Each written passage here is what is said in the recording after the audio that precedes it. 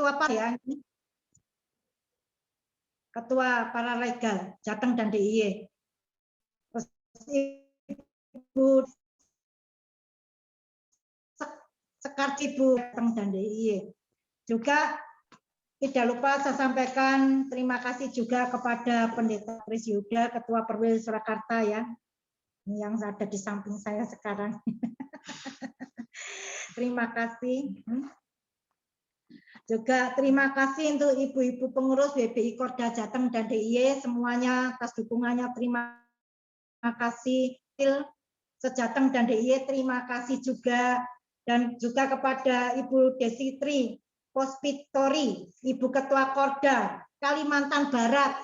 Salam kenal Ibu, dan juga Ibu Dewi Meti, Ibu Ketua Korda Barito. Salam kenal Ibu, Tuhan memberkati, dan juga Ibu Pendeta Esther Linda Riana, Ibu Ketua Korda Papua. Luar biasa, akhirnya kita ketemu lagi ya Bu setelah kongres kemarin. Terima kasih. Juga terima kasih kepada hamba-hamba Tuhan Garda yang juga bergabung bersama kita pada sore hari ini. Juga terima kasih untuk seluruh peserta ya yang sudah join pada sore hari ini. Ada yang dari Jakarta, halo Jakarta, Surabaya, yang dari Surabaya, dan seluruh Jawa Tengah, terima kasih. Dan ada yang dari Merauke ya, Merauke juga ada. Salam kenal Ibu-ibu, terima kasih semuanya. Ya, dan akhir kata terima kasih untuk semuanya, support dan dukungannya. Tuhan Yesus memberkati kita semuanya. Selamat menikmati webinar pada sore hari ini. Kita berdoa bersama-sama supaya tidak ada gangguan sinyal dan lampunya juga tidak mati. Semuanya mendapatkan berkat ya. Dan kita semua terberkati dengan acara pada sore hari ini. Terima kasih Bapak Ibu yang dikasihi Tuhan. Tuhan Yesus memberkati. Amin. Waktu dan tempat saya serahkan kepada Ibu Lena. Terima kasih Bu Karen selaku Ketua WBI Korwil Surakarta yang sudah memberikan sambutannya yang luar biasa untuk petang hari ini. Kita akan melanjutkan untuk acara yang kedua, yaitu kita akan mempersilahkan untuk Bapak Pendeta Gideon Rusli selaku Ketua BPI Jawa Tengah dan DIY untuk memberikan sambutan saat ini. Mari kami persilahkan Pak Pendeta Gideon Rusli. Baik, terima kasih Ibu Magdalena. Bapak, Ibu, saudara-saudara semua, selamat malam, shalom ya. Damai sejahtera Tuhan pasti ada di dalam kehidupan kita. Dan kita bersyukur hari ini bahwa WBI Korwil Surakarta sudah menjadi fasilitator bagi seminar yang baik ini, yaitu tentang masalah wasiat ya. Saya langsung saja Bapak Ibu yang terkasih, bahwa masalah wasiat ini adalah sesuatu yang sebetulnya penting, tapi di Indonesia oleh kita kurang diperhatikan ya. Biasanya ketika seseorang hidup dan kemudian dia baik di dalam pekerjaan dan pelayanannya, kadang-kadang ada yang lupa untuk mengatur untuk masalah masa depan, sehingga ketika yang bersangkutan meninggal, terjadi keributan di dalam keluarga, di dalam anak-anak ya dan keturunannya, sehingga menjadi sesuatu yang tidak baik di dalam keluarga besar khususnya. Karena itu tentunya ini merupakan isu yang penting. Jadi supaya kita bisa mempersiapkan masa depan ya, bukan hanya masa depan kita sendiri, tapi justru masa depan dari anak cucu dan keturunan kita di dalam rangka membangun kehidupan yang baik secara persatuan. Karena itu tentunya kita mengucapkan terima kasih sekali lagi kepada Bu Karen dan tim yang sudah mengatur semua ini. Juga selamat ulang tahun Bu Karen, Bapak Ibu silahkan bisa meminta nomor rekening Bu Karen ya, meminta nomor Bu Karen dan tolong masukkan di chatting Bu, nanti kalau ada yang mau kirim-kirim silahkan. Kepada Pak Kris Yuda yang sudah mendukung, juga tentunya seperti nama-nama yang lain tadi, Pak Yohan Kisnanto, Bapak MPL kita, Pak Simon Supri, dan juga Bapak Ibu yang lain yang tidak dapat kami sebutkan satu persatu. Di sini juga ada Ketua Perwil, Pak Ruben, dari Badia, Abah dari kita, dan juga teman-teman yang lain. Saya rasa kita tidak perlu berpanjang kata, kita segera saja akan menyambut seminar yang baik ini, juga ucapan terima kasih kepada Budi Pura Eni, supaya kita tentunya bisa belajar bersama-sama hal yang baik untuk masa depan dari keluarga dan pelayanan kita ya. Saya mengusulkan supaya kita semua yang di room Zoom ini dengan sadar kalau kita tidak bicara segera mematikan speaker kita supaya suara jernih bagi pembicara kita sehingga kita semua dapat mendapatkan masukan yang terbaik pada seminar ini ya. Kalau kita jatahnya bicara baru dihidupkan, kalau memang belum jatahnya bisa kita matikan sehingga semua dapat dengan baik. Pada akhirnya selamat mengikuti webinar tentang wasiat ini dan Tuhan Yesus terus memberkati kita semua. Amin. Terima kasih Pak Pendeta Gideon Rusdi atas sambutannya sore hari ini. Baiklah Bapak Ibu semuanya, kita akan mulai acara untuk webinar malam hari ini. Tapi sebelumnya kita akan buka melalui doa yang akan dipimpin oleh Ibu Esther Darmawan. Kepada Ibu Esther kami persilakan Ibu, monggo.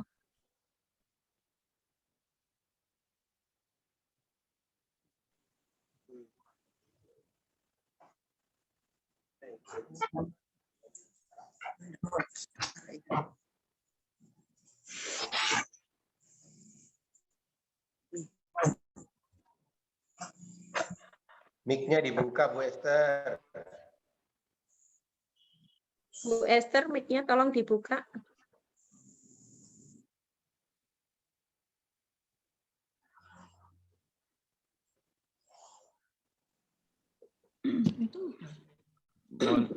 Mohon maaf, kelihatannya Bu Esther belum connecting audio kelihatannya. Sehingga nggak ada gambar speakernya itu. Di bagian kiri bawah dipencet 2 kali, Bu, kalau pakai HP mungkin. Atau dipencet 2 kali. Coba sekarang dibuka, Bu. Ya. Volumenya mungkin. Volume. Ya. Ini kok. Nah, sudah. Bapak, Ibu. Sudah buka.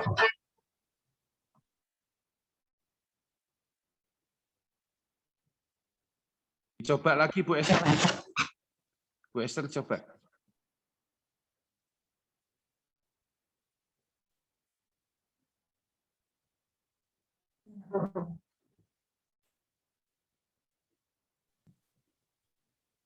Nggak ada suara. Sudah bisa masuk? Sudah Bu, sudah Oh, Bu. sudah. Sudah, Baik. sudah. Yuk. Ya, terima kasih. Mari kita sama-sama masuk dalam doa, Bapak Ibu Saudara sekalian. Tuhan, pada sore sampai dengan petang hari ini, kami akan memulai webinar hukum dengan topik pentingnya wasiat bersama narasumber, yaitu Ibu Pendeta Deborah Eni Sutanti SH MTH. Kami mohon Tuhan memimpin dan memberkati berlangsungnya acara ini dari awal sampai selesainya. Baik untuk jaringan supaya tetap lancar, tidak ada sinyal yang terganggu, juga listrik tidak padam, semuanya baik adanya. Kiranya Tuhan memberi kemampuan untuk setiap peserta webinar hari ini dapat mengikuti dengan baik, diberi pengertian dan hikmat untuk dapat menangkap semua materi dengan baik pula. Berkati Tuhan Ibu Pendeta Deborah Eni dalam menyampaikan materi webinar hukum hari ini dengan kesehatan yang prima untuk boleh menjadi berkat bagi kami semuanya, peserta yang ikut sore hari ini. Hanya di dalam nama Tuhan Yesus Kristus kami naikkan ucapan syukur kami. Haleluya. Amin. Saya kembalikan kepada Ibu Lena sebagai moderator. Terima kasih Ibu Esther Darmawan untuk doa pembukaannya sore hari ini. Baiklah Bapak Ibu yang saya kasihi di dalam Tuhan Yesus Kristus, kita akan mulai acara sore hari ini yaitu webinar tentang pentingnya wasiat. Tetapi sebelumnya izinkan saya untuk membacakan biodata dari Ibu Deborah Eni. Silakan host menampilkan untuk anunya.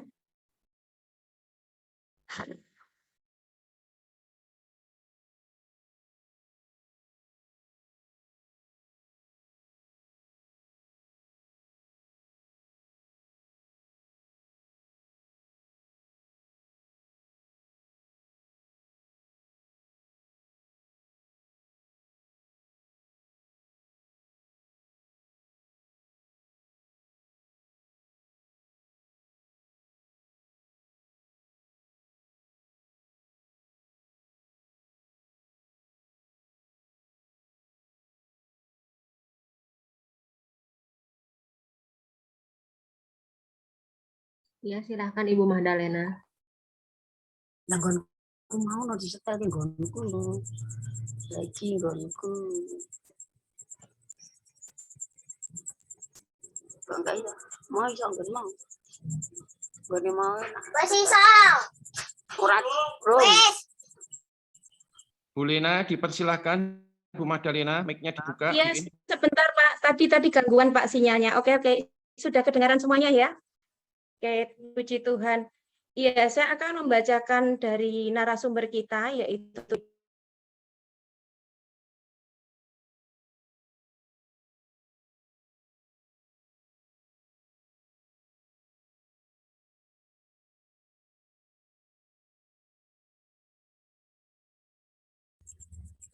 Kadang iso omong kadang ora lho. Ibu ke sini. Ibu ke tempat aja. Oke. Sebelumnya bacanya gimana? Udah langsung aja di sini. Ya. Iya, halo. Sebentar. Oke. Shalom semuanya. Salam. Iya, akan bacakan untuk biodata dari Ibu Pendeta Deborah Eni Sutanti SHMTH sebagai narasumber dalam seminar hukum WPI Polri Surakarta tanggal 29 Juni 2021. Pendeta Deborah Eni Sutanti SHMTH lahir di Surakarta tanggal 18 Oktober 1963, pendidikan alumni Fakultas Hukum UNS Surakarta tahun 1988. Lalu alumni PPKN UGM Yogyakarta tahun 1999. Alumni STTL Sade Surakarta tahun 2018. Pekerjaan saat ini adalah PPAT Kota Surakarta sejak tahun 2001. Notaris sejak tahun 2002 dan berkantor di Jalan Ronggowarsito 53 Kampung Baru Surakarta. Teleponnya 0271 646 184. Jenjang kependetaan dari GPI, PDP sejak tahun 1995, pendeta sejak tahun 2004 sampai sekarang. Pelayanan Ibu Deborah Eni adalah Gembala Sidang GPI Indebekan sejak tahun 1990. Bidang hukum WPI Korda Jawa Tengah dan DIY, bidang hukum GPI Perwili Surakarta. Demikian Bapak Ibu biodata dari narasumber kita, yaitu Ibu Pendeta Deborah Eni Sutanti SH. Untuk selanjutnya saya akan mempersilahkan kepada Ibu Deborah Eni untuk menyampaikan acara materi webinar untuk sore hari ini. Mari Ibu Deborah Eni, waktu dan tempat kami persilahkan. Halo Bapak Ibu, hamba-hamba Tuhan, Sikatan dan DIY yang saya hormati. Malam hari ini kita bersama-sama sesuai dengan tema yang diberikan kepada saya tentang pentingnya wasiat oleh WPI Polri Surakarta. Kita akan belajar tentang wasiat ini. Tadi sudah disinggung di dalam sambutan Bapak Pendeta Dian Lusli, juga oleh Ibu Ketua WPI Polri Surakarta, yaitu tentang pentingnya wasiat ini di dalam kehidupan kita yang kadang-kadang jarang dimengerti. Seringkali tentang pertanyaan dari beberapa orang atau bahkan penafsiran dari beberapa orang, yaitu tentang wasiat ini biasanya diadakan atau dilakukan oleh seseorang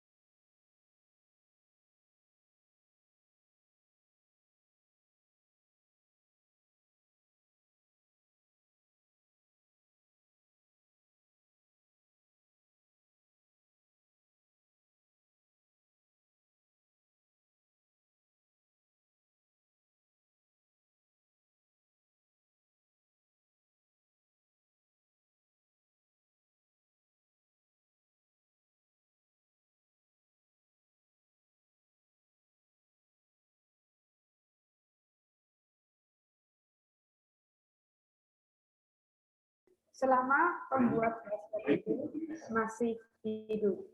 Suaranya nggak jelas. Ibu pindah sini.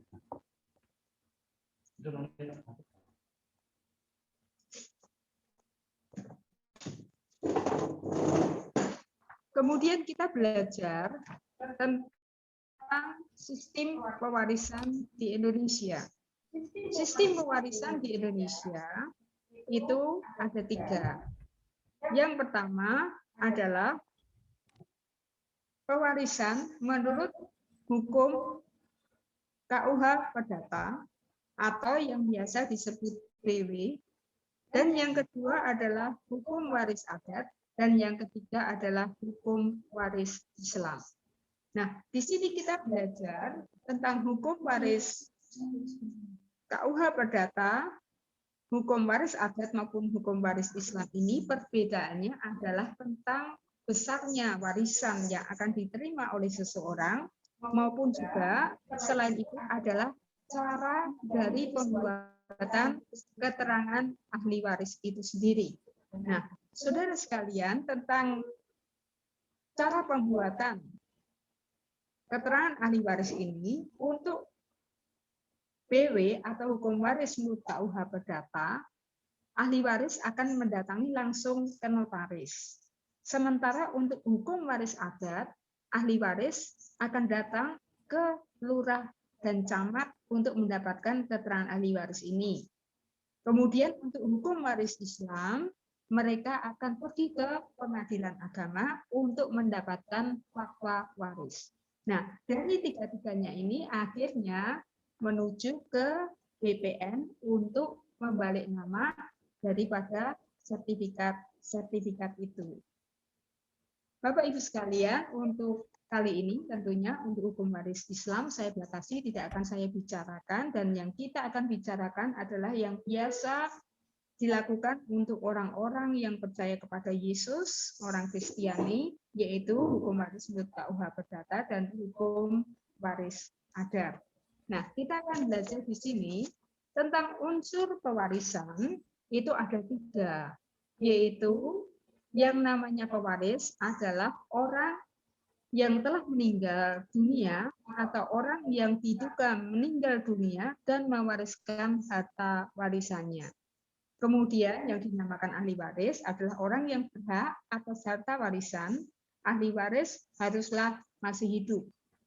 Kemudian harta warisan itu adalah keseluruhan harta benda beserta hak dan kewajiban pewaris, baik utang maupun piutang. Jadi kita perlu tahu bahwa yang namanya harta warisan bukan hanya harta saja, tetapi juga warisan utang. Ya, jadi kalau seseorang itu memiliki utang, maka biasanya juga nanti ketika dia meninggal, ahli warisnya yang diminta untuk membayar. Demikian. Nah, kemudian untuk hukum waris sendiri adalah hukum yang mengatur tentang peralihan harta kekayaan yang ditinggalkan seseorang yang meninggal serta akibatnya bagi para ahli waris. Terdapat 2 cara untuk memperoleh warisan, yaitu yang pertama adalah mewaris berdasarkan undang-undang, dan yang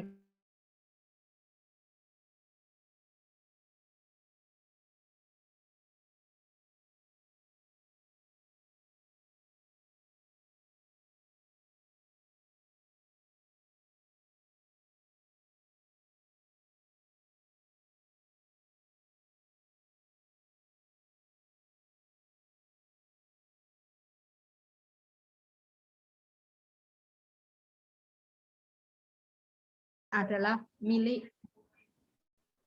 Itu terdapat di dalam pasal 874 KUH Perdata.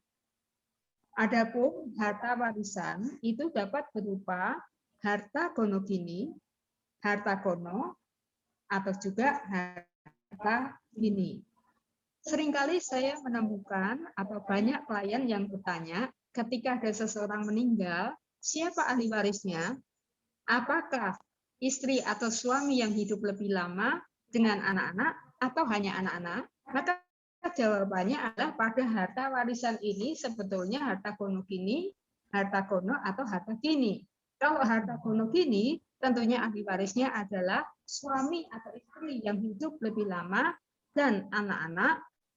Kalau itu berasal dari harta gono atau harta kini saja, harta gono atau harta kini itu adalah harta bawaan dari suami atau istri sebelum mereka menikah, otomatis ahli warisnya hanya anak-anak saja.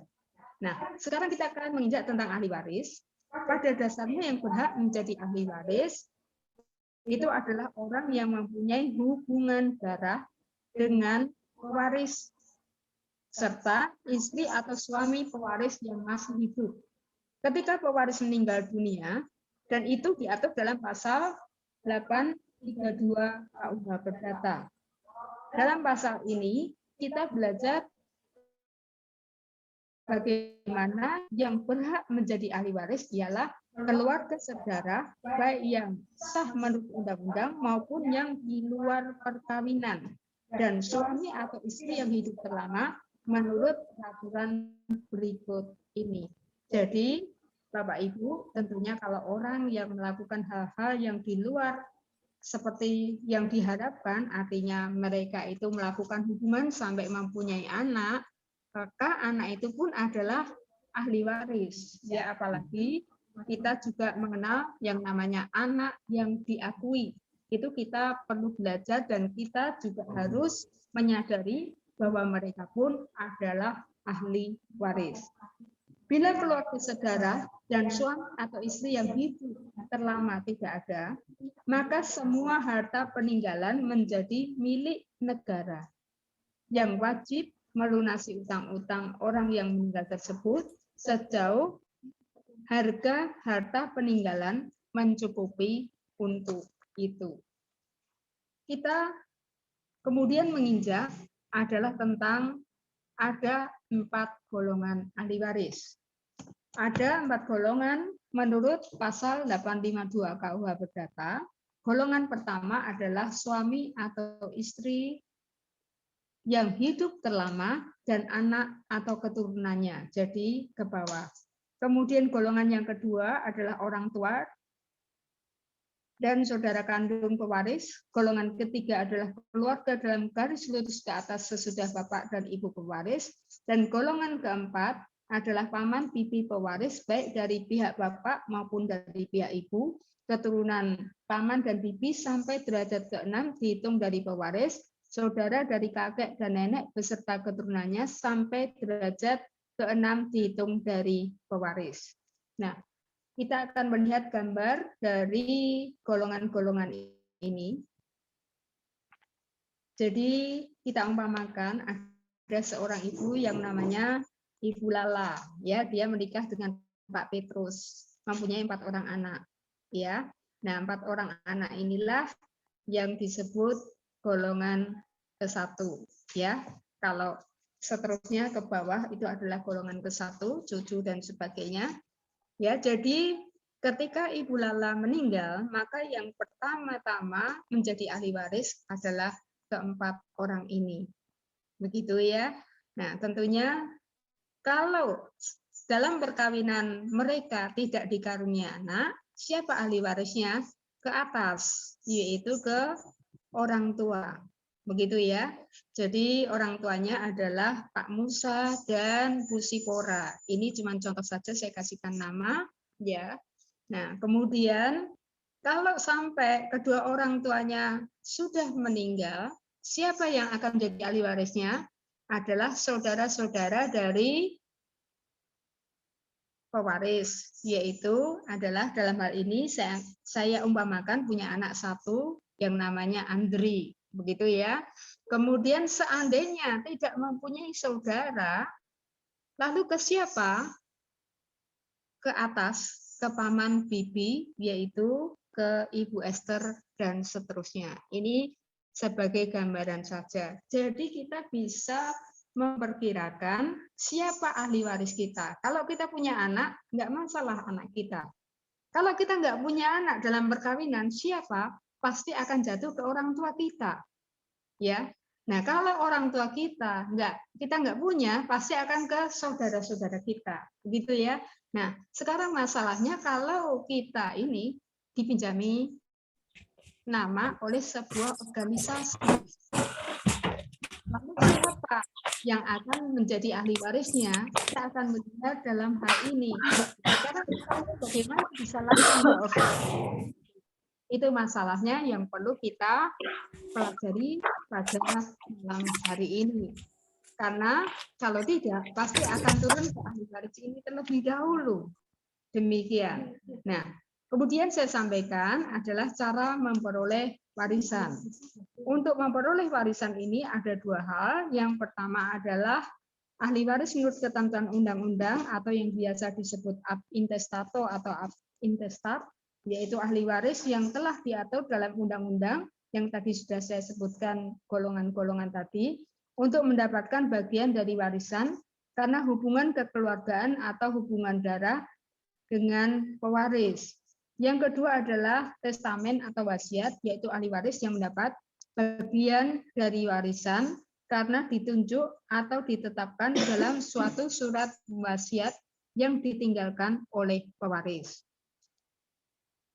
Sekarang kita akan masuk ke dalam hukum wasiatnya.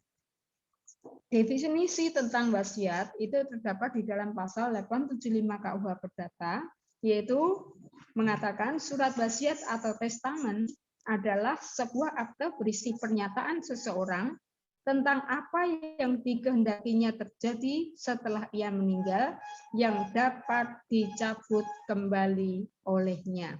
Jadi kita pahami dulu tentang hal ini. Jadi sebelum kita membuat wasiat, tentunya kita harus tahu ya apa itu wasiat. Jadi wasiat adalah merupakan akte yang berisi pernyataan seseorang tentang apa yang dikehendakinya. Nah, sekarang banyak orang kadang-kadang berpikir bagaimana caranya karena wasiat itu bisa dicabut kembali, lalu bagaimana kekuatannya. Nah, sekarang apa bedanya dulu antara wasiat dengan hibah? Kalau hibah itu seperti hadiah atau hadiah memang ya yang merupakan harta yang diberikan oleh seseorang kepada orang lain, baik itu ahli waris atau bukan, di mana harta tersebut diberikan pada saat pemilik harta masih hidup. Nah, dalam hal ini kita akan mengetahui nanti selanjutnya adalah tentang konsep legitima porsi, baik wasiat maupun juga hibah. Itu ada konsep yaitu tentang hak mutlak yang dimiliki oleh para pewaris dan yang hal ini harus betul-betul diperhatikan. Kemudian hibah kepada ahli waris itu juga dapat diperhitungkan sebagai warisan. Itu sebabnya seringkali banyak yang bertanya di dalam praktek, apakah hibah itu bisa dituntut? Seringkali ada pertanyaan seperti itu.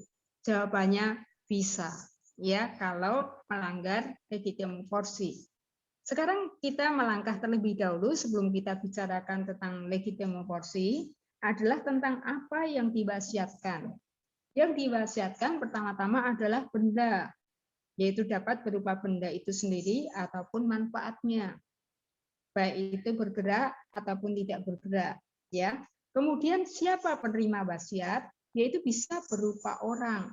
Ya, jadi diberikan kepada siapapun boleh. Ya, kepada temannya, kepada pembantunya, ya, tidak selalu kepada ahli waris, maupun juga kepada lembaga atau badan hukum, termasuk dalam hal ini adalah gereja. Kemudian kita perlu tahu bahwa wasiat itu baru berlaku setelah si pemberi wasiat itu meninggal dunia.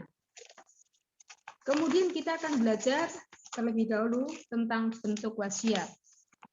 Nah, wasiat itu sebetulnya ada 3, yaitu yang pertama adalah yang namanya wasiat holografis. Wasiat holografis ini dibuat di seluruhnya ditulis tangan oleh pewaris.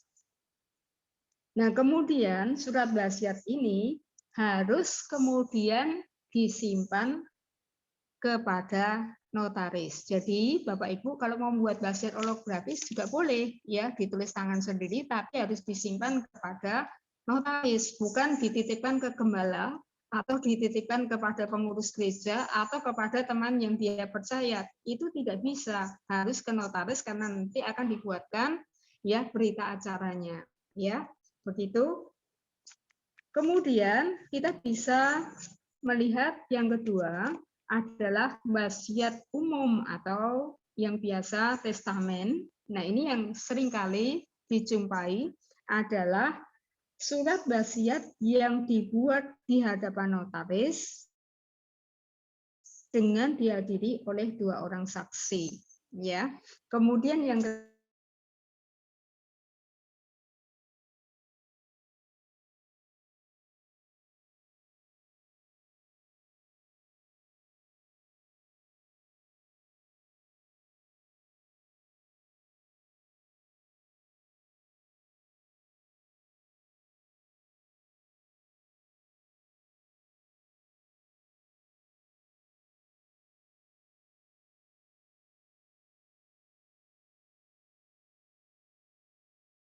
pejabat yang serendah-rendahnya.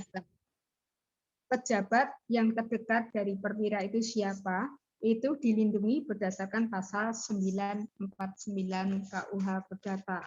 Ya. Nah, kemudian yang kedua adalah dalam perjalanan di laut.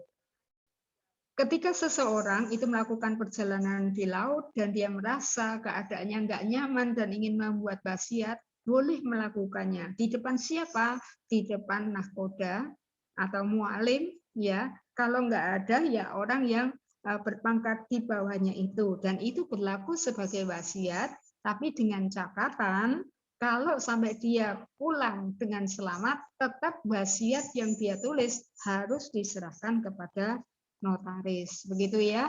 Nah, saudara sekalian, yang ketiga adalah tentang dalam keadaan terisolasi karena penyakit menular. Mungkin ini hampir sama dengan keadaan pandemi seperti sekarang ini. Ya, seseorang itu bisa membuat wasiat di mana? Ya, tentunya dalam keadaan seperti ini orang nggak bisa pergi kemana-mana dan sebagainya, maka dia bisa melakukan wasiatnya, yaitu dengan dihadiri 2 orang saksi di hadapan pejabat umum. Ya, di dalam terjemahan dikatakan harus di depan pegawai negeri, ya, tentunya yang berurusan dengan kesehatan, karena tidak boleh kan, misalnya harus didatangi notaris dan sebagainya, kan tidak, dalam keadaan seperti itu tidak memungkinkan. Jadi saudara, mereka yang terancam bahaya kematian karena keadaan seperti ini, ya, di mana dia tidak dapat menemukan seorang notaris, maka alasan-alasan tersebut dapat dicatat dalam akta. Kemudian kita akan melangkah tentang syarat sahnya wasiat. Itu ada syarat formil dan material. Adapun syarat formil, ya, yang berkenaan dengan subjek itu ada 3, yaitu di mana seseorang dalam membuat wasiat menurut pasal 895 itu adalah harus sehat akal budinya, tidak berada di bawah pengampuan, yang dengan pengecualian orang yang diletakkan di bawah pengampuan karena pailit. Ya, kemudian pasal 897 mengatakan bahwa seorang yang membuat wasiat adalah orang yang sudah berumur 18 tahun. Ya, jadi kalau kurang tidak boleh. Ya. Kemudian dalam pasal 930 dikatakan tentang larangan membuat wasiat oleh 2 orang untuk keuntungan satu satunya atau keuntungan pihak ketiga, itu juga tidak diperkenankan. Kemudian untuk syarat formil berkenaan dengan objek itu adalah di mana di dalam membuat wasiat itu tidak boleh bertentangan dengan undang-undang dan kesusilaan. Kalau sampai melakukan hal ini, sanksinya dianggap tidak tertulis wasiatnya. Kemudian dalam pasal 890 dikatakan bahwa wasiat dalam penyebutannya, ya, itu adalah tidak boleh. Jadi mungkin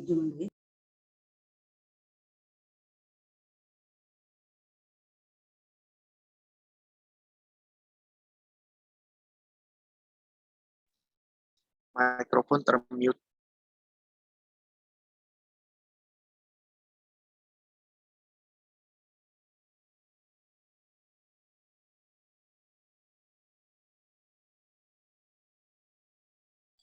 Tante Deborah Mohon ini maaf. tolong dinyalakan mic-nya. Syarat material itu mengatur tentang pelarangan wasiat, yaitu dengan pengangkatan waris atau pemberian hibah dengan lompat tangan atau dalam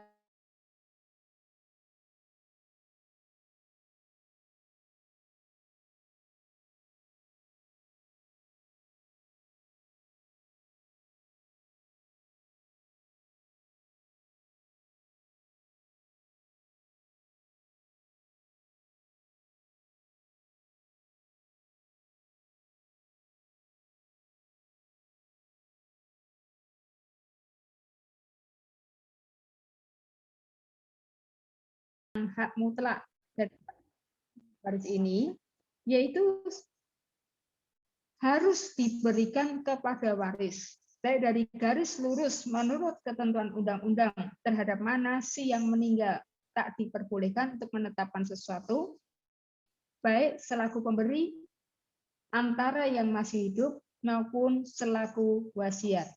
Jadi, pewaris boleh membuat suatu wasiat atau memberikan hibah kepada seseorang, namun pemberian tersebut tidak boleh melanggar hak mutlak yang harus dimiliki dari ahli waris berdasarkan undang-undang tersebut. Jadi tidak serta-merta orang itu mendapatkan wasiat atau hibah bisa menerima 100% kalau si pemberi hibah atau wasiat itu mengabaikan tentang legitime porsi ini. Jadi, prinsip legitime porsi ini menentukan bahwa ahli waris memiliki bagian mutlak dari peninggalan yang tidak dapat dikurangi sekalipun melalui surat wasiat ataupun hibah dari si pewaris. Nah, sekarang kita akan belajar besarnya ya dari legitime porsi ahli waris. Yang garis ke bawah, ya garis lurus ke bawah, itu terdapat di dalam pasal 914, itu dilihat dari jumlah anak pewaris. Kalau anaknya 1 orang, maka jumlah legitime porsi dari pewaris itu adalah setengah. Kalau anaknya 2 orang, berarti 2/3-nya harus diberikan kepada ahli waris. Kalau anaknya 3 orang, maka yang 3/4 harus diberikan kepada ahli waris. Jadi boleh memberikan kepada orang lain, tetapi hak daripada ahli waris ini tidak boleh terabaikan. Maksudnya begitu. Nah, selain ahli waris golongan ke-1 ini, ada ahli waris dalam garis ke atas, yaitu adalah orang tua atau kakek nenek pewaris itu bisa mewaris dengan setengah, ya, setengah dari harta pewaris. Dalam arti kata, kalau dia memberikan warisan atau melalui wasiat kepada orang lain boleh, tetapi hanya separuh saja, ya, dan separuh harus diberikan kepada orang tua atau kalau orang tua atau kakek nenek kalau masih ada itu harus diberikan ya dari ahli waris yang terdekat. Demikian. Jadi tidak boleh sembarangan memberikan wasiat kepada siapapun tanpa mengabaikan hal ini. Kalau mengabaikan, sanksinya adalah bisa dituntut. Kemudian satu lagi yang berhak ya mendapatkan besarnya LP adalah anak luar kawin yang telah diakui, ya. Anak luar kawin yang telah diakui itu siapa? Itu adalah anak yang dilahirkan ketika orang tuanya itu mungkin belum melakukan pernikahan atau pernikahannya belum dicatatkan, ya, di catatan sipil, tetapi mungkin mereka sudah menikah dan diberkati di gereja, tetapi karena satu hal atau syaratnya kurang komplit sehingga mereka kemudian memiliki anak, tapi kemudian setelah memiliki anak baru menikah di catatan sipil. Nah, anak inilah yang namanya anak luar kawin. Dan anak luar kawin ini ketika orang tuanya menikah di capil, biasanya kemudian diakui. Nah, inilah yang namanya anak luar kawin yang diakui. Nah, anak seperti ini akan mendapatkan setengah dari legitima porsi. Ya, nah jadi apa yang saya sampaikan tadi, mereka adalah orang-orang yang berhak mengajukan tuntutan legitima porsi ketika hak mereka terabaikan oleh pewaris.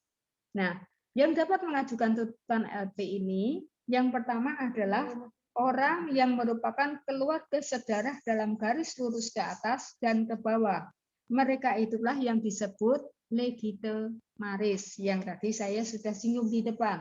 Jadi dalam hal ini, ya kedudukan suami istri itu berbeda dengan anak-anak dan orang tua pewaris, meskipun sesudah tahun 1923 ya itu disebutkan ya dalam pasal 852A menyamakan kedudukan suami istri dengan anak. Itu adalah hak sebagai ahli waris. Tetapi catatannya suami istri pewaris bukan legitimaris. Ya jelas ya ahli waris tetapi bukan legitimaris. Jadi di sini kita mengenal jadi ada ahli waris, tapi ada ahli waris legitimaris, tapi ada ahli waris yang bukan legitimaris. Nah, yang bukan legitimaris ini tidak bisa menuntut. Dalam arti kata kalau menuntut pun juga akan kalah menurut undang-undang. Demikian pula saudara kandung dari pewaris itu bukan merupakan legitimaris. Oleh karena itu, istri atau suami dan saudara kandung tidak memiliki legitima porsi atau disebut non-legitimaris. Yang kedua, yang dapat mengajukan tuntutan LP adalah orang tersebut harus ahli waris menurut undang-undang atau ahli waris ab intes 1. Jadi di luar itu tentunya tidak bisa menuntut. Nah, konsekuensinya itu adalah batal. Yang kedua, ketetapan itu adalah sah, akan tetapi si legitimaris mempunyai hak menuntut untuk mendapatkan ganti rugi. Yang ketiga, menurut pasal 920 KUH Perdata dijelaskan bahwa pemberian atau hibah-hibah baik antara yang masih hidup maupun yang dengan surat wasiat yang merugikan bagian legitima porsi boleh dikurangi pada waktu terbukanya warisan itu, tetapi hanya atas tuntutan para legitimaris dan para ahli waris mereka atau pengganti mereka. Jadi kalau mereka tidak menuntut, ya sah-sah saja bisa dimiliki seluruhnya oleh penerima wasiat atau penerima hibah. Tetapi ketika mereka menuntut, maka apa yang menjadi hak mutlak itu harus dikembalikan atau harus dibayar ganti ruginya. Catatan, para ahli waris legitimaris ini tidak boleh menikmati apapun dalam pengurangan itu bagi mereka yang berpiutang kepada pewaris. Jadi hati-hati kalau utang, ya saat orang yang pewaris itu meninggal, maka dia tidak boleh menikmati apa-apa. Ya, jadi dalam arti kata harus membayar itu. Ya. Nah, sekarang pertanyaannya adalah siapa yang perlu membuat wasiat atau pentingnya membuat wasiat? Siapa yang harus membuat wasiat? Nah, adalah orang atau pribadi yang memiliki kekayaan dan jika kelak ia meninggal menginginkan membagikannya kepada satu, memang betul-betul ahli warisnya, tetapi dengan bagian seperti yang dikehendaki. Jadi bukan menurut undang-undang. Jadi misalnya anaknya 3 harusnya kan dibagi rata. Tetapi dia pengen yang sulung diberi lebih banyak dengan satu alasan. Misalnya kan bisa seperti itulah. Kalau pengen yang beri lebih banyak, maka harus membuat wasiat. Kalau tidak, berarti harus ke para ahli waris dulu, baru kemudian diserahkan kepada orang itu. Masalahnya ahli waris yang lain mau apa tidak, kan begitu. Tapi dengan surat wasiat bisa dilakukan hal semacam ini. Nah, caranya supaya tidak dituntut ada, yaitu orang itu harus menyebutkan alasannya. Kenapa dia memberikan itu? maka akan menguatkan posisi dari orang yang akan menerima wasiat itu dari tuntutan para ahli waris. Yang kedua adalah orang lain yang bukan ahli warisnya. Tadi saya sudah singgung, bisa orang itu memberikan kepada pembantunya. Orang itu bisa memberikan kepada temannya atau siapapun yang dikehendaki di luar ahli warisnya. Yang ketiga adalah kepada badan hukum, gereja, yayasan, atau siapapun yang dia kehendaki. Kemudian untuk membuat wasiat dibutuhkan persiapan. Nah, persiapannya adalah yaitu mempersiapkan surat-surat mengenai apa yang akan diwasiatkan. Misalnya kalau tanah ya sertifikatnya disiapkan, ya kemudian kalau mobil juga BPKB-nya yang disiapkan, fotokopinya dan sebagainya. Kemudian menunjuk pelaksana wasiat atau di dalam bahasa asingnya adalah eksekutor testamen atau eksekutris testamenter, ya. Nah, ini adalah orang yang kelak akan mengurusi harta warisannya atau mewakili orang yang sudah meninggal itu untuk membuat akte hibah wasiat di depan PPAT. Setelah mempersiapkan hal ini, ia akan datang ke notaris, kemudian membuat wasiat. Perlu catatan di sini, ketika seseorang membuat wasiat, wasiat itu harus dirubah ketika pelaksana wasiat itu meninggal dunia lebih dulu dari pewaris, karena kalau enggak bisa diurus wasiatnya. Kemudian yang kedua itu adalah adanya penambahan objek yang akan diwasiatkan.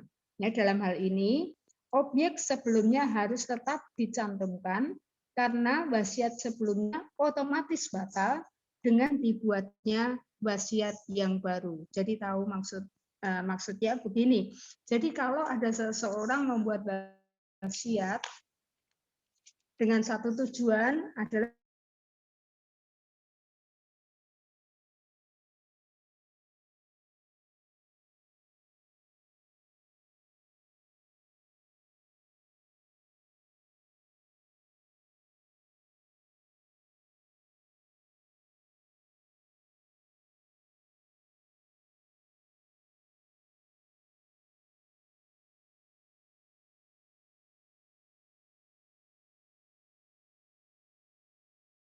diketahui oleh siapapun, saksi yang tadi sudah saya sebutkan.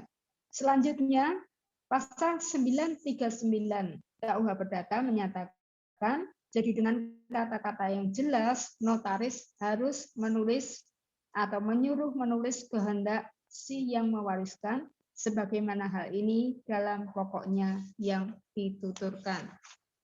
Selanjutnya, apakah wasiat itu bisa dicabut? Wasiat itu bisa dicabut menurut pasal 992 KUH Perdata, yaitu ketika dibuatnya wasiat baru atau dengan akta notaris yang khusus, dengan mana yang mewasiatkan menyatakan kehendaknya akan mencabut wasiat itu seluruhnya atau sebagian. Jadi ketika seseorang masih hidup, dia bisa mencabut wasiatnya sendiri. Dalam arti kata, mungkin dia membatalkan membuat wasiat dan ingin bahwa seluruh hartanya diberikan kepada ahli waris menurut undang-undang, enggak masalah, ya. Dan di kantor saya juga pernah ada yang melakukan hal seperti itu. Jadi membatalkan wasiatnya, ya. Jadi sudah sekalian. Kemudian untuk yang terakhir kita akan belajar tentang pelaksanaan wasiat. Nah, ketika seseorang sudah meninggal, apa yang dilakukan oleh ahli waris kalau tahu bahwa pewaris itu memiliki harta? Maka pertama-tama dia harus menghubungi notaris terdekat untuk menanyakan ke pusat wasiat di Jakarta mengenai ada tidaknya wasiat yang dibuat. Nah, setelah mendapatkan jawaban ada atau tidaknya wasiat dibuat, maka dia pasti akan tahu di hadapan notaris mana dia membuat wasiat. Karena bisa saja dia orang Solo, tetapi ketika dia di Papua, dia membuat wasiat di notaris sana. Bisa kan? Nah, untuk bisa mengetahui orang itu membuat wasiat di sana atau tidak, atau di mana, itu adalah dengan menghubungi notaris terdekat, karena akan menanyakan ke pusat wasiat. Jika ada, maka kemudian orang itu akan meminta salinan akta wasiat dari notaris si pembuat wasiat. Tentunya akan menunjukkan bukti-buktinya bahwa dia adalah ahli waris dari orang itu. Atau kepada protokolnya jika notaris itu pindah atau meninggal dunia, ya pasti ada pemegang protokolnya. Kemudian dilegalisir, kemudian pergi ke Balai Harta Peninggalan untuk di Jawa Tengah di Semarang yang berkedudukan di ibu kota provinsi. Jadi disinilah nanti setelah dilegalisir kembali ke PPAT setempat di mana tanah itu berada untuk kemudian diproses balik nama.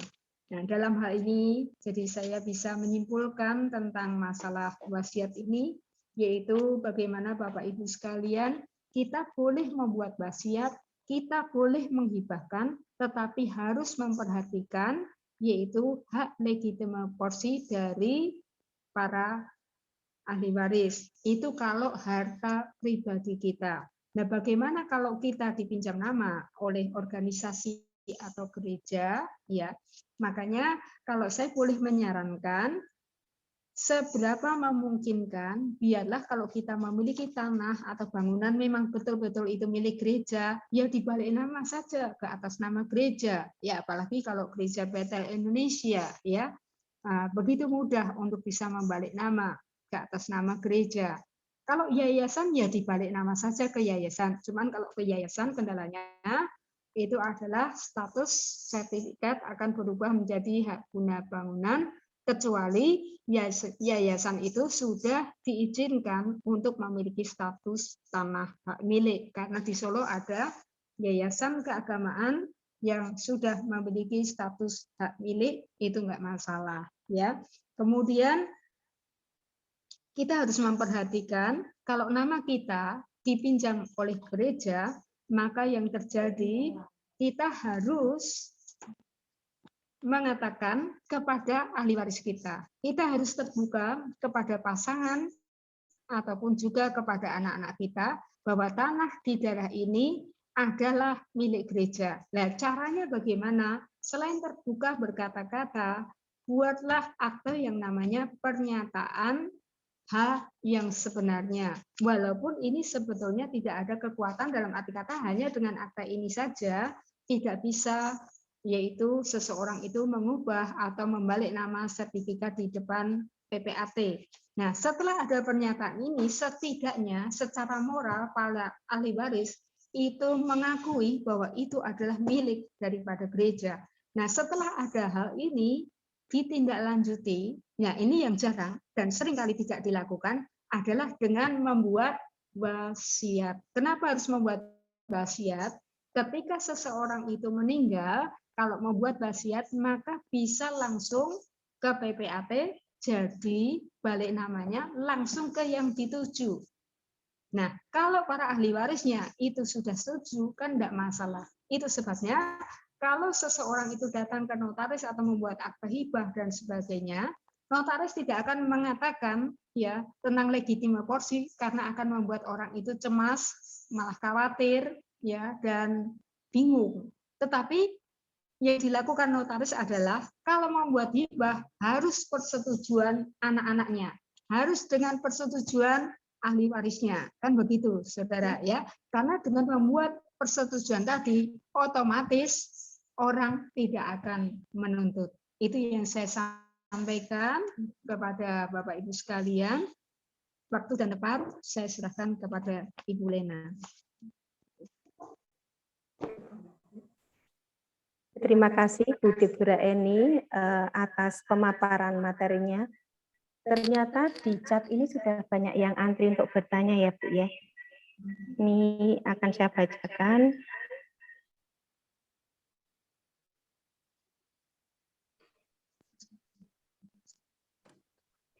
Yang sudah masuk ke chat ini adalah dari Bu Sekari. Pertanyaannya begini Ibu Deborah. Selamat malam Bu Deborah, izin bertanya Bu. Ada sebuah kasus demikian. Ada seorang perempuan, sebut saja Ibu Ani, dari 5 bersaudara. Perempuan ini anak kedua. Dia memiliki 4 saudara. Adik lain, dia memiliki 4 orang adik lainnya. Selama hidupnya, Ibu Ani tidak menikah. Memiliki tanah lokasi A. Hasil dari nyusui atau membeli milik almarhum Pak D. Tanah di lokasi A sudah dibangun sebuah rumah yang ditinggali oleh Ibu Ani sendiri dan keluarga dari kakak nomor 1. Kakak nomor 1 ini sudah menikah, mempunyai 3 orang anak tinggal di rumah tersebut. Kemudian kakak nomor 1 Ibu Ani meninggal. Kemudian Ibu Ani, entah bagaimana tanah yang dibeli Ibu Ani dan ditinggal oleh keluarga almarhum kakak, sudah disertifikatkan atas nama kakak Bu Ani nomor 1 tersebut. Selain tanah, Bu Ani juga memiliki perhiasan. Bu Ani ingin memberikan tanah dan perhiasan kepada saudara-saudaranya. Menurut Ibu, manakah yang bisa Ibu Ani lakukan? Membuat hibah atau wasiat? Begitu, Bu, pertanyaannya. Satu-satu atau semuanya, Bu? Satu-satu, oke. Kami persilakan Ibu Deborah Eni untuk menjawab pertanyaan dari Ibu Sekar ini. Terima kasih, selamat malam Ibu Sekar. Terima kasih buat pertanyaannya. Yang saya kurang jelas tadi adalah tentang tanah. Mungkin bisa dibalas dengan Ibu, yaitu adalah tentang tanah itu yang tetapi bisa dikatakan ke atas nama kakaknya, begitu ya? Nah, jadi berarti waktu dia beli itu sudah disertifikatkan ke nama kakaknya dengan sepengetahuan daripada Ibu Ani sendiri atau tidak? Boleh saya tambahkan, Bu Deborah? Iya, Bu. Jadi waktu dibeli itu masih letter C, Bu. Oh, waktu begitu. dibeli masih letter C. Kemudian Bu Ani ini pengen menyatakan bahwa, oh itu tuh tanah punya saya, kemudian mau saya kasih ke adik-adik saya. Tapi waktu mau dibuat pernyataan itu, ternyata tanah tersebut yang tadinya letter C sudah ada sertifikat atas nama kakaknya. Begitu, Bu. Nah, menurut Ibu, apakah hibah atau wasiat ini, Bu, yang terbaik untuk Ibu Ani ini? Terima kasih. Nah, pertanyaannya kan sudah dinamakan ke nama kakaknya. Dan kakaknya sudah meninggal kan, Bu? Nah, kalau kakaknya sudah meninggal, berarti itu kan tidak bisa hibah lagi. Iya kan? Kan sudah nama orang yang sudah meninggal, mau nggak mau itu adalah turun waris. Jadi hibah tidak bisa, wasiat juga tidak bisa. Ya, jadi bisanya adalah yaitu turun waris dulu ke nama daripada ahli waris kakaknya itu. Nah, setelah nama daripada ahli waris kakaknya itu baru kemudian dihibahkan seperti apa yang dikehendaki oleh Ibu Ani. Tetapi bukan Ibu Ani sendiri, mengingat sertifikat itu adalah nama daripada kakaknya, maka yang berwenang secara hukum untuk menandatangani itu di depan PPAT adalah ahli waris daripada kakaknya. Begitu Ibu Sekar. Terima kasih Bu Deborah. Oke, kita akan lanjutkan pertanyaan lagi, Bu. Ini ada satu lagi dari Bu Stella. Saya akan bacakan pertanyaannya.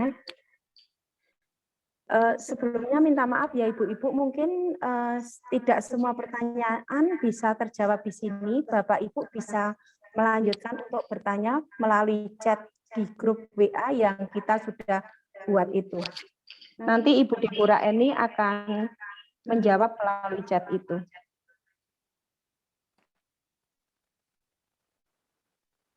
Ini sebenarnya Bu Sekar ada pertanyaan kedua lagi, Bu. Ini nanti lagi aja ya, yang lain dulu aja, Nji. Untuk Bu Sekar nanti pertanyaannya yang kedua nanti ya, Bu. Ya, ini saya akan bacakan dari pertanyaan Bu Stella dulu. Seorang pria tidak menikah meninggal saat tua. Dia memiliki rumah dan diwariskan kepada seorang cucu angkat. Sedangkan dia masih punya saudara-saudara yang masih hidup dan punya keponakan. Nah, keponakannya tidak terima atas wasiat pamannya itu. Karena segala keperluan dan kebutuhan pamannya itu dia yang urus. Nah, bisakah sang keponakan itu menuntut tentang warisan yang sudah diberikan kepada cucu angkat tersebut? Gimana ini Bu Deborah? Pertanyaannya seperti ini. Monggo, silakan. Terima kasih atas pertanyaannya Ibu Stella. Tadi kita sudah belajar tentang legitima porsi. Legitima porsi yang berhak menuntut itu hanyalah dari golongan garis lurus ke bawah maupun ke atas dan anak luar kawin. Di luar itu kan tidak bisa. Begitu ya. Jadi dalam hal ini tentunya kalau dia pengen memberikan kepada yang dikehendaki atau cucu angkat tadi, ya dia sah-sah saja memberikan kepada cucu angkatnya. Ya, tetapi dalam hal seseorang itu menuntut, ya setiap orang itu berhak menuntut kepada siapapun kan ketika dia merasa tidak adil, ya. Tetapi dalam hal ini memang keponakan dan sebagainya itu memang ahli waris. Tetapi sekali lagi bukan legitimaris.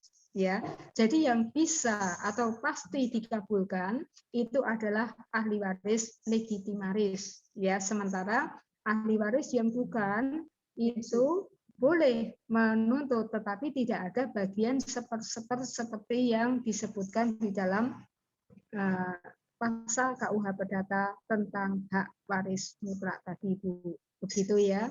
Cuman masalahnya adalah apakah pelaksana wasiat itu siapa? Kalau pelaksana wasiat itu adalah tidak terima, ya bisa masalah karena dia tidak bisa menandatangani akte hibah wasiat itu di depan notaris. Tapi kalau pelaksana wasiatnya adalah orang lain di luar itu, enggak masalah. Begitu ya Bu. Terima kasih. Terima kasih Bu Deborah Eni untuk penjelasannya. Gimana Ibu Stella, sudah jelas ya? Kalau sudah tidak ada jawaban berarti sudah jelas. Oke, ini ada lagi Bu ya, pertanyaan dari Bu Sekar untuk yang satunya tadi ada 2 pertanyaan. Pertanyaannya yang satunya adalah begini. Saya Ibu, wasiat yang dibuat di hadapan notaris atau dibuat oleh notaris harus didaftarkan ke Ditjen AHU, Kemenkumham. Apakah jika wasiat yang belum terdaftarkan dalam Ditjen AHU dapat tetap dianggap wasiat yang sah dan dapat diubah, Bu? Bagaimana ini, Bu Deborah? Silahkan, Bu. Wasiat itu baru bisa didaftarkan setelah ada surat dari Kementerian Hukum dan HAM. Jadi setiap notaris itu setiap bulan sebelum tanggal 5 harus melaporkan ada tidaknya wasiat. Jadi kalau sampai tidak didaftarkan di situ, maka di dalam keputusannya tentunya tidak bisa diproses balik nama warisnya. Karena pasti kantor Badan Pertanahan Nasional akan meminta salinan atau fotokopi daripada surat dari AHU tadi, selain ya surat wasiat yang sudah dilegalisir di Balai Harta Peninggalan. Demikian yang saya sampaikan. Bisa izin bertanya, Bu? Ya, Pak, gimana, Pak?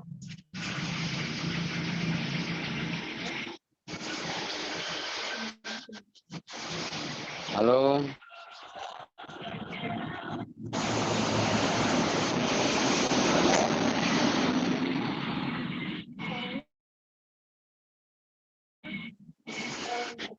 Kayak ada angin badai.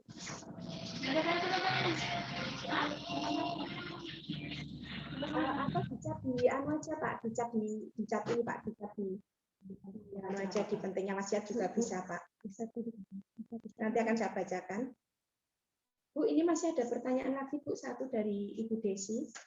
Ibu Deborah, bagaimana kalau suami meninggal tanpa meninggalkan wasiat dan suami ini memiliki banyak warisan dari ortunya dan belum dibalik nama. Dan mereka ini memiliki 2 anak. Apabila istrinya nanti menikah lagi, bagaimana dengan harta itu? Maksud saya pembagiannya, Bu. Ini pertanyaan dari Ibu Desi Budipura. Silakan Ibu, monggo. Terima kasih Ibu Desi untuk pertanyaannya. Tadi dikatakan ada seorang suami punya istri dan 2 orang anak, kemudian dia meninggal tetapi tanpa meninggalkan wasiat. Betul begitu ya, Bu? Iya. Jadi kalau tidak meninggalkan wasiat, otomatis akan diproses menurut ketentuan undang-undang yang berlaku. Dalam arti kata, ahli warisnya adalah anak. Kalau tadi dasarnya adalah asal dari warisan orang tua. Kan begitu ya? Tadi pemberiannya dari orang tua, berarti ahli warisnya hanya anak. Nah, kalau ahli warisnya hanya anak, tidak masalah istrinya mau kawin lagi atau tidak, karena dia tidak mewaris. Demikian, Ibu Desi, pertanyaannya, dan sudah saya jawab menurut ketentuan undang-undang demikian. Terima kasih Bu Deborah Eli. Ternyata jawabannya luar biasa, Bu. Ini dijawab sesuai dengan undang-undang yang ada. Ada lagi pertanyaan enggak? Kalau enggak ada, ini ada lagi pertanyaan, Bu. Ini ada seseorang yang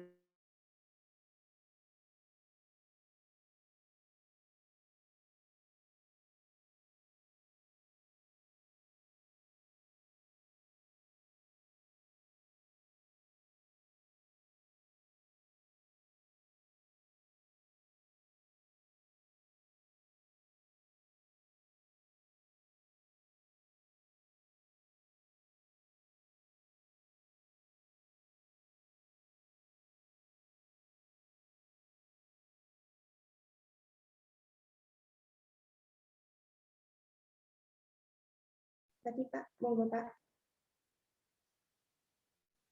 Halo. Oh ya, kalau nggak ada, ini saya akan mengumumkan ya. Ini saya akan masukkan chat lagi pada Bapak Ibu yang membutuhkan sertifikat. Kami, oh ini sudah dikirim sama Bu Karen.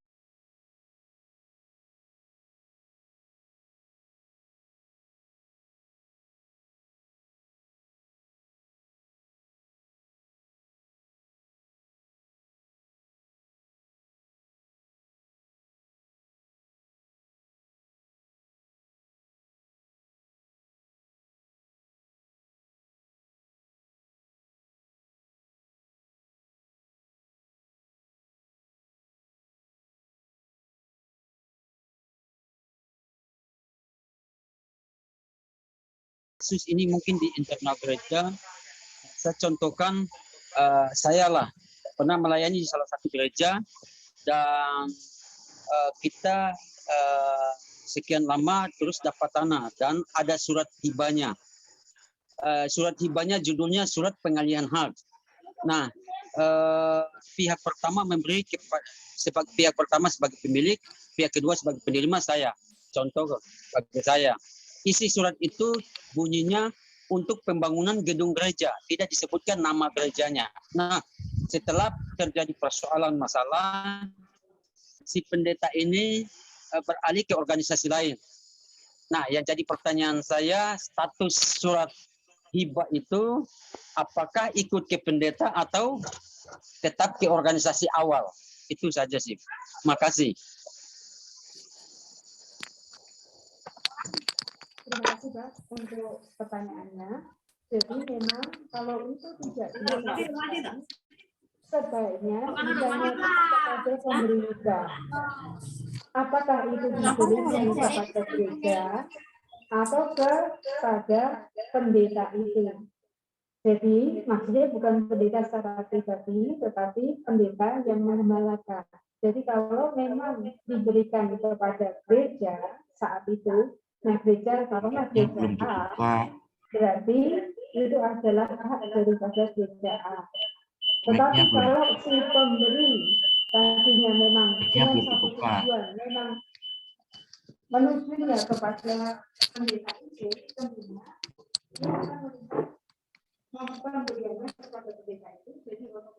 Maaf, mic-nya Bu Eni belum dibuka. Mic-nya Bu Magdalena ditutup, tidak ganggu. Mic-nya jawabannya tidak kedengaran, Bu. Ya, mic-nya Bu Magdalena tolong tutup, Bu Eni buka. Ya. Ya, terima kasih. Saya ulangi, Pak. Jadi saya sampaikan. Jadi untuk kejelasannya bisa ditanyakan kembali kepada pemberi hibah. Jikalau pemberi hibah itu masih ada, tanyakan bahwa apakah ketika dia memberikan itu ditujukan kepada gereja dalam arti kata organisasinya pada saat itu, atau dia tertuju kepada pendetanya. Jadi kalau ditujukan kepada gereja, berarti gereja di mana pendeta itu sebelumnya berada atau bernaung di dalam satu sinode, maka itulah yang berhak. Tetapi sebaliknya, jikalau memang dia tertujunya kepada pendeta itu, otomatis ketika pendeta itu beralih sinode, maka masuk kepada sinode yang lain. Tapi dengan catatan adalah ketika itu belum dibalik nama ke nama gereja. Sebab kalau sudah dibalik nama ke gereja, sertifikatnya, berarti maka yang berhak dan berwenang menandatangani bukan lagi si pemberi hibah, tetapi gereja yang namanya sudah tercantum di dalam sertifikat tersebut. Demikian, Bapak. Bisa tambah, Bu. Masalahnya waktu surat itu lahir kan terjadi persoalan. Jadi surat itu lahir setelah masalah, dan waktu dia kasih, si pemilik pertama kasih itu bahasanya kasih ke saya untuk pembangunan gedung gereja, contohnya. Jadi tidak disebutkan di situ gereja apa, jadi terserah saya mau bangun gereja apa. Itu sih, Bu. Nah, persoalan sekarang kan yang pemberi itu sudah meninggal. Tinggal anak-anaknya. Nah, informasinya anaknya mau tarik surat itu.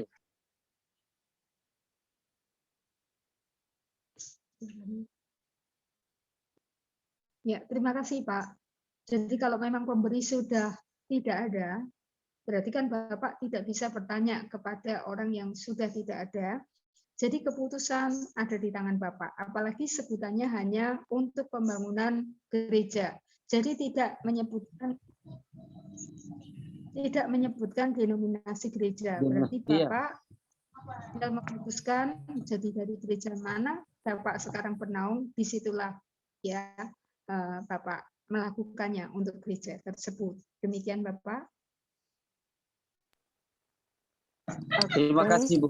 Saya rasa ya cukup ya Pak ya, cukup jelas penjelasan dari Bu Deborah Eni tadi ya. Cukup. Terima kasih. Oke. Ya.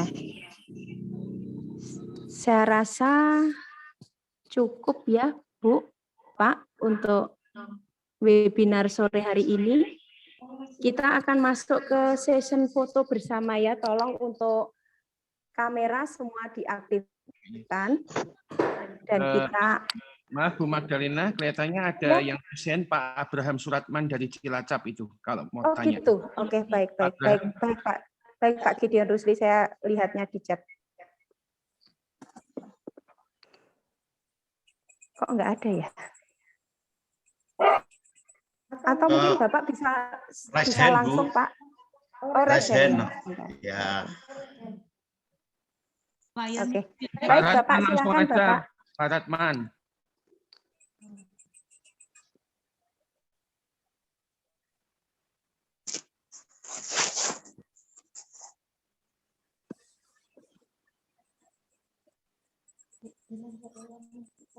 Pak Suratman kayaknya nggak jadi tanya kah? Pak Suratman? Enggak Pak. Nggak jadi. Oh, Anda resen tadi. Baik Pak, kalau begitu Pak. Saya kasih kesempatan satu pertanyaan lagi. Monggo, siapa yang mau bertanya? Langsung saja ke sumbernya, Ibu Deborah Eni. Kalau nggak ada, kita masuk ke session foto ya. Oh, nampaknya sudah nggak ada Bu Deborah. Oke, kita akan masuk ke session foto. Silahkan PDM Ola untuk memfoto kita. Mari Bapak Ibu, untuk kameranya silakan diaktifkan. Ada berapa halaman ini tadi ya? Ya, oke, ada 4 halaman, Tante Lena. Oke, 4 halaman ya. Ya, semua diharapkan untuk menyalakan videonya. Tersenyum. Dan tersenyum. Siap semuanya ya? Siap. Halaman pertama. 1, 2, 3. Oke. Halaman kedua. 1, 2, 3. Halaman ketiga. 1, 2, 3. Halaman terakhir. 1, 2, 3. Oke, terima kasih semuanya Bapak Ibu. Tuhan berkati. Terima kasih. Terima kasih BBM Ola. Terima kasih Bu Deborah. Bentar, Bapak Ibu, Ibu kita belum Karen. selesai loh ya. Sebentar Bapak Ibu, jangan live dulu, kita belum selesai ya. Belum selesai. Belum selesai. Beberapa menit lagi ya, sabar ya. Belum selesai. Belum doa Oke, penutup. terima kasih Bu Deborah Eni Ya. untuk pemaparannya yang luar biasa sore hari ini. Semoga menjadi berkat bagi kita semuanya. Kita akan lanjutkan untuk acara selanjutnya, yaitu acara penutup oleh Ibu Ketua. Sambutan dulu oleh Ibu Ketua WPI Korda Jawa Tengah DIY, Ibu PDM Wiliana Rusli. Langsung dilanjutkan doa berkat oleh Bapak. Oke. Setelah nanti Bu Wiliana Rusli ngasih sambutan, dilanjutkan oleh doa berkat dan doa penutup oleh Ketua BPD GPI Jawa Tengah DIY, Bapak Pendeta Gideon Rusli. Monggo Ibu, silahkan Ibu. Ya, baik, terima kasih Bu Lena untuk waktu dan kesempatan yang diberikan.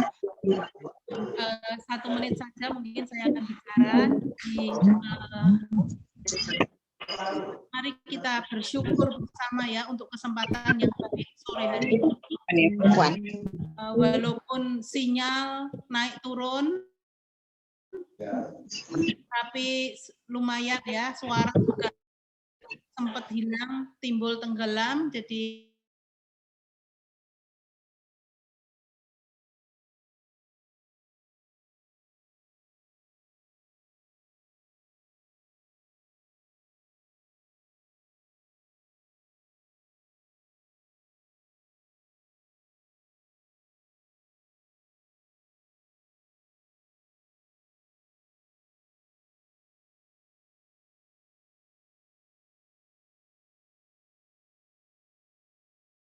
pelayanan di kita mau meninggal dunia, kami yang meninggalkan tinggal melanjutkan pelayanan yang sudah ada dan sampai sekarang cukup aman ya dengan perkembangan yang ada. Nah, saya mengucapkan banyak terima kasih kepada Ibu pemateri kita, Pendeta Deborah Eni Sutanti, MTH, yang telah menyampaikan atau memaparkan materinya dengan sangat baik dan menjadi informasi yang penting sebetulnya buat kita untuk situasi pelayanan yang lebih baik ke depan, masing-masing ke depan. Juga saya mengucapkan terima kasih kepada Ibu Ketua Korwil Surakarta, Ibu Pendeta Muda Karen Setiawati yang telah mengemas acara ini dengan sangat baik. Juga Bapak-Bapak pejabat, Bapak Pendeta Pak Kisnanto, juga Pendeta Gideon Rusli, siapa lagi ya? Pak Ruben, Ketua Perwil yang ada, dan semua pejabat, Bapak Ibu pejabat yang ada di Jawa Tengah, bahkan rekan-rekan sepelayanan saya di korda-korda yang ada ya tadi hadir, saya ngecek apakah masih masih online bersama dengan kita dari Papua, Ibu Esther Linda, juga Bu Desi dari Kalimantan Barat, Ibu Dewi Neti dari Barito, kemudian saya lihat ada dari Batam, dari Sulawesi, dan sebagainya ya. Puji Tuhan, dan terima kasih juga untuk semua peserta yang sudah join bergabung pada sore malam hari ini. Semoga kita dapat melaksanakan ya baik-baik materi yang telah kita terima bersama, mendatangkan kebaikan bagi hidup kita secara pribadi, baik di rumah tangga kita, juga pelayanan dan sebagainya. Tuhan kiranya memberkati kita. Terima kasih. Demikian saya nyatakan selesai ya acara ini. Bisa dilanjutkan di grup yang sudah ada untuk sementara waktu sebelum nanti juga dibubarkan. Kemudian kalau Bapak Ibu masih membutuhkan, dirasa penting membutuhkan nomor HP dari Bu Eni, saya sudah share juga di grup. Bu Eni boleh dihubungi ya Bu, mungkin secara japri, lebih privasi, lebih bebas begitu ya. Baik, saya antar kita dalam doa bersama sebelum nanti Bapak Pendeta Gideon Rusli akan menutup dengan doa berkat. Mari kita berdoa bersama. Bapa dalam surga, kami bersyukur Tuhan untuk kesempatan sore hari ini. Tuhan berikan kami kesempatan untuk belajar bersama betapa pentingnya Tuhan kami mengelola berkat-Mu. Tuhan, walaupun mungkin untuk besarannya tidak sama, kami tidak banyak yang dapat kami kelola, tetapi Tuhan, Engkau memberikan kami hikmat, memberikan kami kebenaran dalam hidup kami untuk Tuhan mempercayakan apa-apa yang Tuhan percayakan dalam hidup kami bagi generasi kami di bawah kami untuk di masa depan. Tuhan menolong supaya setelah kami melewati masa hidup ini, generasi di bawah kami ada dalam keadaan sejahtera, dalam keadaan damai, rukun Tuhan, mengembangkan pelayanan yang ada, mengasihi Tuhan, hidup dalam kebenaran dan kekudusan. Terima kasih, kami bersyukur Tuhan untuk materi yang kami terima pada malam hari ini. Tuhan memberikan hikmat, Tuhan memberikan Tuhan pengertian sesuai dengan keperluan kami masing-masing, sesuai dengan situasi kami. Tuhan yang paling tahu dan Tuhan yang memberkati setiap keperluan dan kebutuhan kami, memelihara sempurna hidup kami.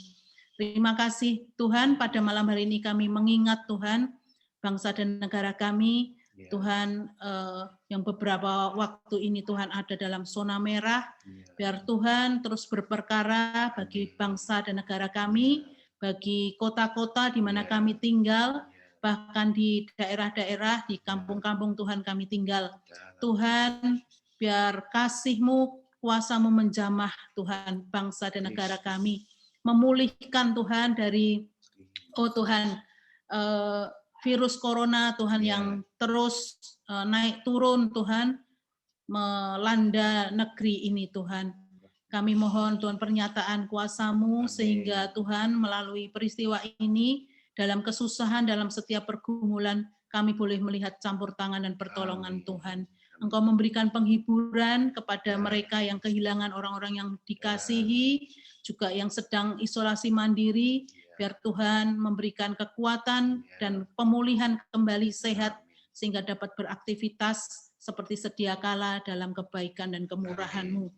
Terima kasih Tuhan, kami menyerahkan juga pelayanan-pelayanan yang kami sedang emban, tanggung jawab yang Tuhan sudah beri melalui Tuhan gereja maupun organisasi yang ada, biarlah Tuhan menguatkan kami, tetap memberikan hikmat, kekuatan bagi setiap kami, dalam segala keterbatasan kami boleh Tuhan tetap menjadi berkat dengan cara-cara yang Tuhan aturkan dalam hidup kami.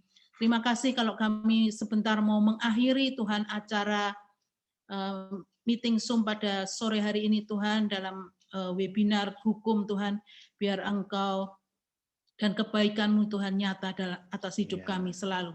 Tuhan, terpujilah nama-Mu Tuhan. Haleluya. Pada akhirnya kami percaya kami menerima berkat daripada Tuhan, daripada Allah Bapa, Putra, dan Roh Kudus di dalam nama Tuhan kami, Tuhan Yesus Kristus.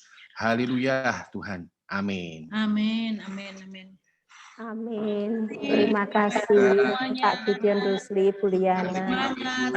Terima kasih semuanya. Selamat malam. Terima kasih semuanya. Terima kasih. Pak Deborah, Pak Jemi, halo. Terima kasih semua.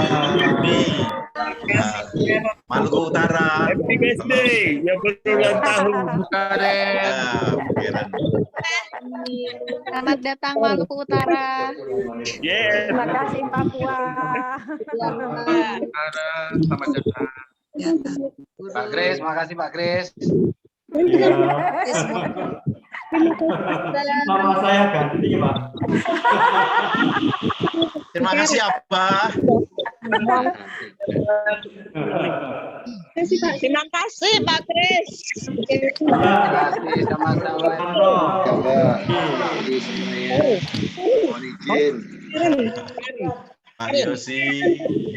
Karen. Grup ini masuk grup nggak? Mohon izin, Mas Suratman. Sampai ketemu. Sampai ketemu. Ya. Berkati. Sobat memberkati. Sudah ya. Lucu Pak Markus, terima kasih. Mas Suratman, Salam dari Maluku Utara. Nah, Pak Jemi. Wah, ini ketemu lagi nih. Maluku mantap. Ya, siap-siap. Maluku Ya, siap-siap mantap. Pak Simon bagi wasiat. Amin, amin. Atur nuhun. Terima kasih buat panitia. Yo. Ini sedang menunggu wasiat atau nunggu hibah nih. Nah, nunggu hibah dari pagi saya. Oke, salam sehat, tetap semangat ya semuanya. Salam sehat yang berkati. Terima kasih. Halo Bu Jenny. Halo Pak Kris. Sekarang Jenny sehat. Puji Tuhan Pak Simon. Sustri. Ya, salam buat Bapak ya. Iya. Dipisah dia. Saya tidak salam buat bapaknya, tapi buat suami. Buat suami.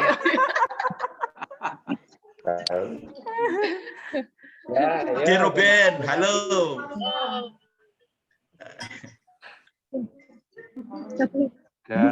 Olah mana olah? Waduh, Ya, Simon, Bek Pautu.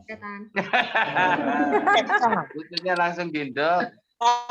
Terima kasih Ibu Ola. Ya. Halo Ola. Dadah Mbak Ruben. Ya, Berkati. Mbak Ruben. Pak Kris, terima kasih Pak Kris. Ya, sama-sama. Terima kasih Pak. Terima kasih. Pak Kris, terima kasih. Ya, salam buat suami. Pedang gue, terima kasih. Juli, berkati ya.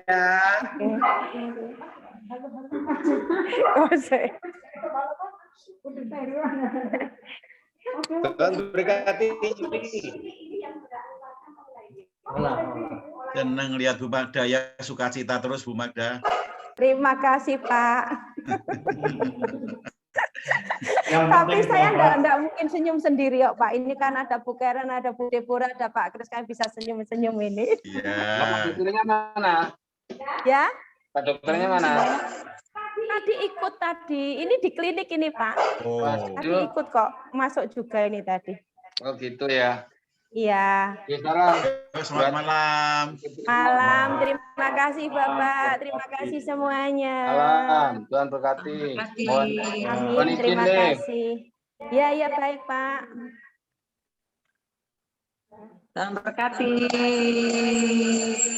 Jelly. Baru nongol kau. Kau baru nongol kau. Jangan pusing.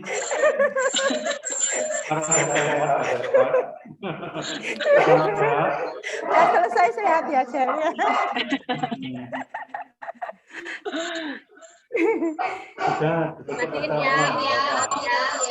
Oke ya.